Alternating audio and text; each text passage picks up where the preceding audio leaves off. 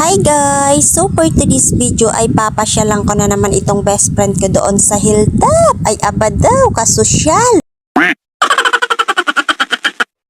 Ako din kaya, kailan din kaya ako bibisitahin ng mga best friend ko dyan na hindi naliligo. Ay abaw! Hi mga kamasbati! Nagbabalik na naman po si Queen O Vlog ng Dangkalan, Matungog, Aroroy, Masbati!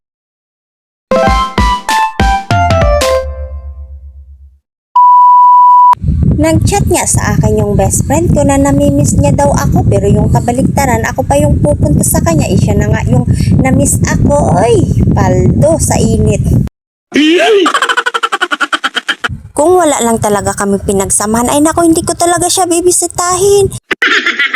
Pasalamat kay, mabait ka sa akin. Kung sa bagay, okay na yung nakakapaglabas ako kasi nakita ko yung view ng Aroroy. Wow, ang ganda-ganda na pala dito sa daanan. Dati kasi nung nag-aaral ako sa EMC ay hindi po siya ganito kaganda.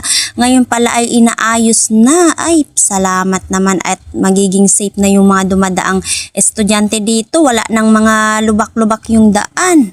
Mas lalong gumanda na talaga ngayon yung Aroroy. Ayan, wow, ang ganda-ganda talaga ng view, no? Wow, sulit naman pala yung aking pagpunta dito dahil ito pala yung amazing view ay talagang paldo na. At ito na nga yung aking binisita dito sa hilltop. Tcharan! Nagkumustahan lang pala kami sa personal pagkatapos ay nagchismisa na din. Ay aba! Aminin man natin sa hindi talaga yun maiwasan. Siguro mga 1 hour din kami nag-usap tapos pagkahapon-hapon ay umuwi na ako kasi pawala na yung init at maganda na din siya ulit ilakad. Nang nandito na nga ako pauwi na ay aba, may nakakilala pala dito kay Queen O Vlog. Ay sana all yung hindi pa tayo sikat pero ayan, may nakakilala na din sa akin. Ay, pero hindi naman tayo sanay dyan. At ipag-talking sa personal hanggang cellphone lang kasi ako madaldal. Tinatawag nga niya ako kasi nasa taas siyang parte pero tinawanan ko lang po. Sana all. Sana all. Hi, Kuno. Hi. Sabi niya mga idol, isama ko daw siya sa aking pagbablog. Inahiya ako kaya imbes na hintayin ko, bilis-bilis agad ako na lumakan.